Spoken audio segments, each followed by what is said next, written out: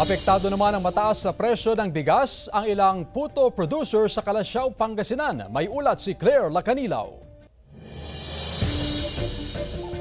Ang sarap at linamnam ng puto Calasiao ang binabalik-balikan ng mamimiling si Jane Laguardia mula sa Jacinto, Pangasinan. Tiyak na hindi raw mawawala ang puto Calasiao sa kanyang handa ngayong Kapaskuhan. Nananatiling nasa 110 pesos ang presyo ng kada kilo ng plain puto, habang 130 pesos naman ang kada kilo ng puto with cheese. Opo, pag nagagawin dito sa Calasiao po, bumibili kami ng puto dito kasi yung puto nila dito masarap.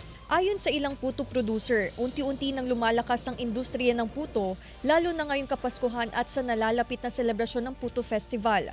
Pero ang problema at nakakaapekto sa ilang puto producers ay ang mataas na presyo ng bigas na pangunahing sangkap sa paggawa ng puto. Kung kami lang, gustong-gusto ko nang magtaas talaga dahil sobrang tumaas ang bigas, sobrang tumaas ang asukal. So parang maliit na po yung kinikita ngayon, hindi tulad noon dati. Medyo malakas sana. Sa ngayon, aabot sa 60,000 na puto ang kanilang nagagawa kada araw.